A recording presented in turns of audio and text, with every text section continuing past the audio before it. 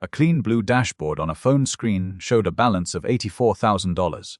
But when the user tried to transfer just $10 back to their bank account, the screen froze. They didn't know that the clean interface was just a simulated game built by developers in Southeast Asia who had already routed their money through 3 shell corporations. This sleek visual facade hid the oldest psychological trick in human history, one that is currently draining billions from checking accounts worldwide through 10 distinct forms of deception. The developer who programmed that fraudulent dashboard was actually a hostage locked in a gated compound in Cambodia, forced to write code under the constant threat of physical violence. Before these digital traps existed, scammers relied on social networks in the physical world. Multi-level marketing recruiters operate by selling a glamorous lifestyle of financial freedom and personal entrepreneurship. Classmates from high school receive unexpected messages on social media, displaying leased luxury cars and promising immediate financial independence. But the underlying financial structure is designed so that 99% of participants are guaranteed to lose money. Revenue is generated by onboarding new members who must purchase expensive inventory packages to qualify,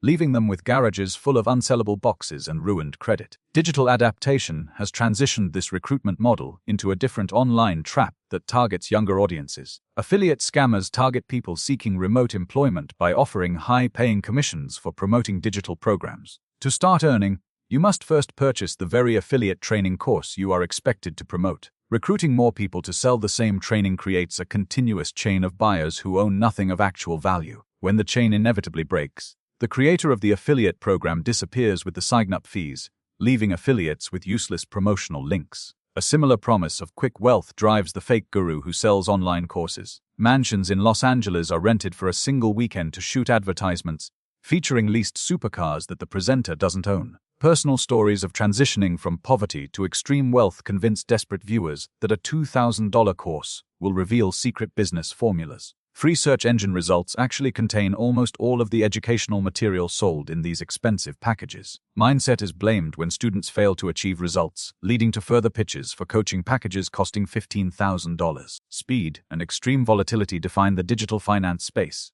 where new schemes appear and vanish in hours. Crypto Rugpull founders launch new digital tokens and hire social media influencers to generate intense artificial hype. White papers filled with complex technical jargon convince buyers that the token possesses long-term utility. Frenzied retail investors rush to buy in, driving the token price up to astronomical peaks.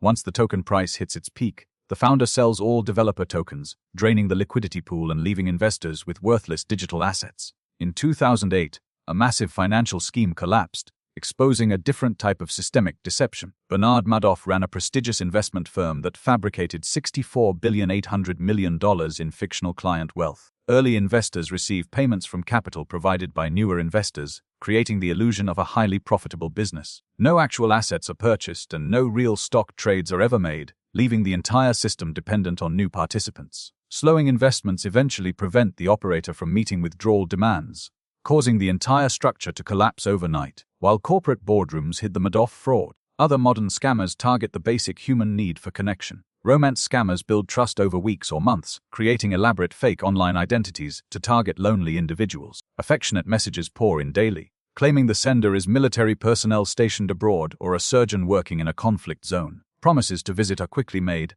but sudden emergencies and travel complications always prevent the meeting from happening. Victims send money to pay for visas or urgent medical bills, only to face demands for larger amounts as new emergencies arise. Many romance scammers operate inside those Cambodian compounds that run fake investment apps. Syndicates transition their targets from romance into fake investments, a hybrid scam known in the industry as pig butchering. This leads directly to the fake investment manager, who takes over to steal the rest of the victim's life savings. Trading platforms display fictitious profits every morning to encourage victims to make larger deposits.